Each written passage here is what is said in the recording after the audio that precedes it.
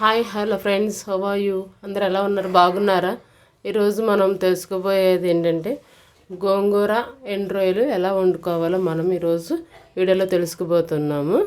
అలాగే మీరు కనుక నా ఛానల్ సబ్స్క్రైబ్ చేసుకోకపోతే please do subscribe, like and share friends. Please support మీ. ఇప్పుడు మనము ఎట్లాగా చేయాలి ఈ గోంగూర అండ్ రొయ్యలు అనేది ఈజీ ప్రాసెస్లో చెప్తాను. ఓకేనా ఫ్రెండ్స్, వీడియోలోకి వెళ్ళిపోదాం, వచ్చేయండి. ఇప్పుడు ముందుగా మనం స్టవ్ ఆన్ చేసుకొని గోంగూరని మెల్ట్ చేసుకుందాము. గోంగూరని ఉడకబెట్టుకుందాము. కొంచెం మీడియం లో ఫ్లేమ్లో పెట్టుకుందాము. ఇది కొంచెం మ్యాస్ట్ అయిపోతుంది గోంగూర. ఓకేనా ఫ్రెండ్స్, ఇది మ్యాస్ట్ అయిపోయి మనకు కొంచెం మెత్తగా అయిపోయేలోపు మనం ఇటు సైడ్ కూడా స్టవ్ ఆన్ చేసుకొని ఒక బాండీ పెట్టేసుకొని దీంట్లోకి 2 టేబుల్ స్పూన్స్ ఆయిల్ వేసుకొని 2 టేబుల్ స్పూన్స్ ఆయిల్ వేసుకున్నాము. ఇది కొంచెం హీట్ అయినాక మనం రొయ్యల్ని వేయించుకుందాం, ఫ్రై చేసుకుందాము ఇందులో. ఓకేనా ఫ్రెండ్స్, ఈలోపు ఇది మగ్గిపోతుంది, మెత్తగా అయిపోతుంది. ఇంతకుముందు మీకు చెప్పాను రొయ్యలు ఎలా కడుక్కోవాలి, క్లీన్ చేసుకోవాలి. ఫస్ట్ వేడి నీళ్ళతో కడుక్కొని తర్వాత చల్ల నీళ్ళతో కడుక్కుంటే లోపల ఉన్న శాండ్ కానీ ఏమన్నా ఉన్నా మంచిగా వచ్చేస్తుంది.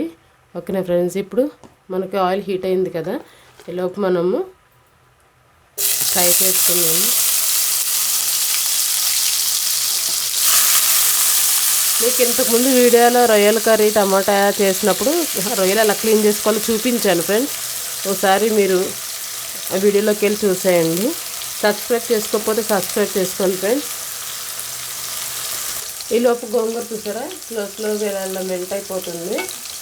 మనం ఎంత కేజీ గోంగూర తీసుకున్నా అదే ½ కేజీ అవ్వడం కూడా గ్రేటే, అంత తక్కువ అయిపోతుంది ఫ్రెండ్స్. ఇప్పుడు అట్లా మెల్ట్ అయిపోతుంది. ఇంకొక 2 సెకండ్స్ మంచి మెల్ట్ అయిపోతుంది ఫ్రెండ్స్. రొయ్యలు కూడా ఎక్కువ మాడకూడదు, మాడితే కర్రీ కొంచెం చేదు వస్తుంది. ఓకే ఫ్రెండ్స్, ఈ మాదిరిగా వేగితే సరిపోతుంది. టమాటా కర్రీలో కొంచెం ఎక్కువ బ్రౌనిష్గా వచ్చినా పర్వాలేదు, ఎందుకంటే టమాటా ఇదిగా అంటే జ్యూసీ ఇందులోకి వెళ్తుంది కాబట్టి. అప్పుడు మళ్ళీ మెత్తగా అయిపోయి ఇదైపోతుంది. ఇప్పుడు చూడండి ఫ్రెండ్స్, ఇట్లా అయినాయి కదా, ఇవి మనము ఒక గిన్నెలోకి తీసేసుకుందాము.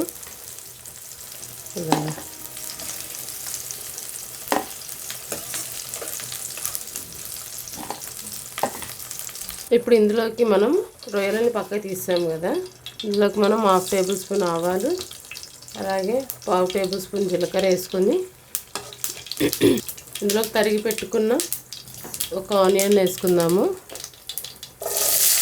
నేను 1½ ఆనియన్, అంటే కొంచెం పెద్ద ఆనియన్ తీసుకున్నా, ఒకటే తీసుకున్నా.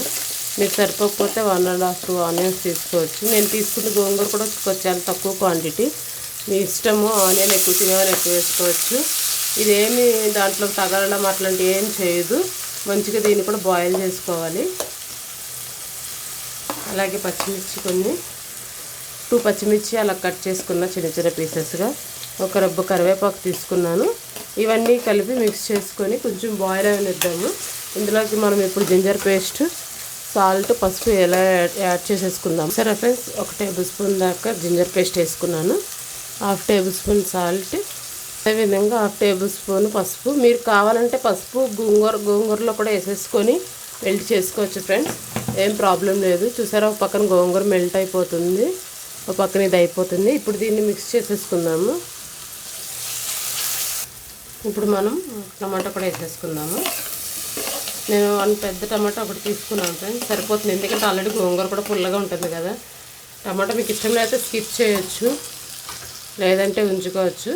నేను చూడండి ఇలా త్వరగా మగ్గడానికి ఇట్లా పెట్టుకున్నా. ఇది కూడా మంచి టిప్పే, తొందరగా మగ్గిపోతుంది టమాటా. ఎందుకంటే అవి ఒక్కసారి తొక్క ఉడకడానికి చాలా టైం పడుతుంది.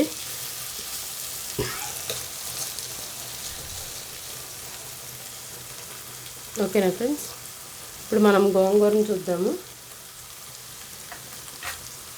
చూసారా, గోంగూర ఇలా మెల్ట్ అయిపోయింది. ఇంకొక 2 సెకండ్స్ అయిపోతుంది. దీన్ని మనం మంచిగా పేస్ట్లా చేసేసుకోవచ్చు ఫ్రెండ్స్. చేసేసుకొని డైరెక్ట్ కర్రీలో వేసేసుకోవడమే. ఈలోపు మగ్గిపోతాయి. చాలా ఈజీ, టైం కూడా ఎక్కువ పట్టదు. చూసారా ఎంత మంచిగా మగ్గిపోయిందో గోంగూర. ఇదిగోండి ఫ్రెండ్స్, ఇలా మగ్గిపోతుంది. దీన్ని మళ్ళీ మనం పప్పు గుత్తి పెట్టి కానీ ఏదన్నా మనం మెల్ట్ చేసుకునే విధంగా ఇలా స్పూన్ తోటి ఎట్లా అన్నా ఆ చిన్న చిన్న పీసెస్ లాగా అయిపోయి మెల్ట్ అయిపోతుంది.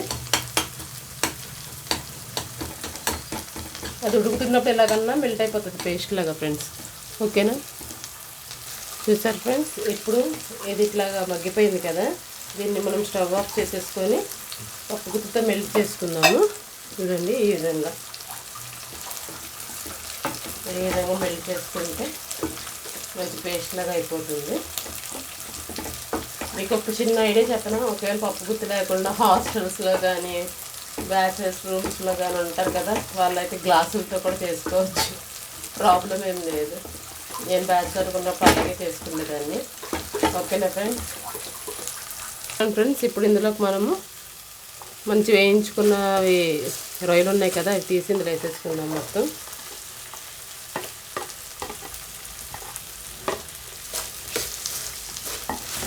వేయించేసుకొని ఇట్లా ఇలా చేసేద్దాము. ఇవి మగ్గిపోయి గోంగూర ఇందులో వేసేస్తే కర్రీ అయిపోయినట్టే ఫ్రెండ్స్. ఓకేనా?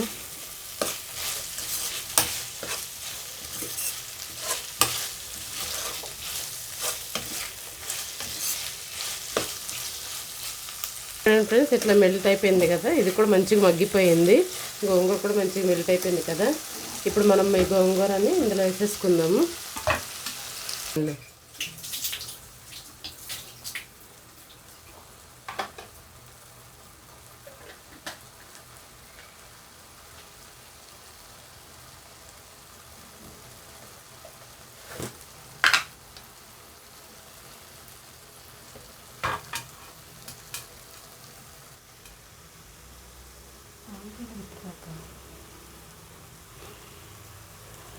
కారం వేసుకుని ఇట్లా కలుపుకున్నాం కదా, ఒక టేబుల్ స్పూన్ దాకా కారం వేసుకున్నాను.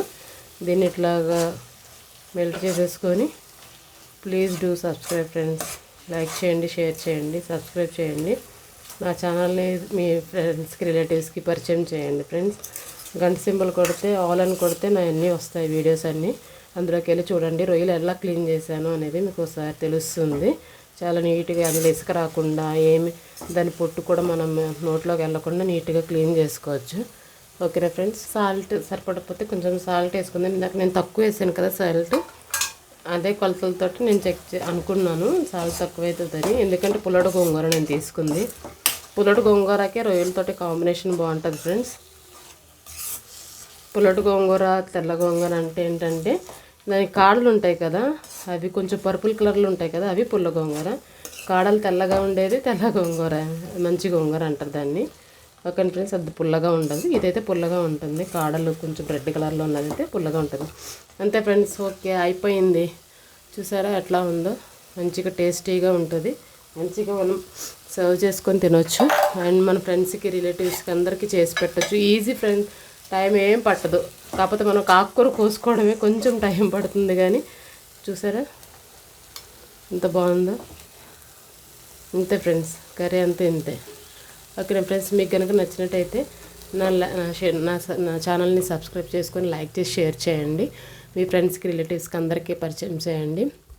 ప్లీజ్ సపోర్ట్ మీ friends. Thank you so much. Bye.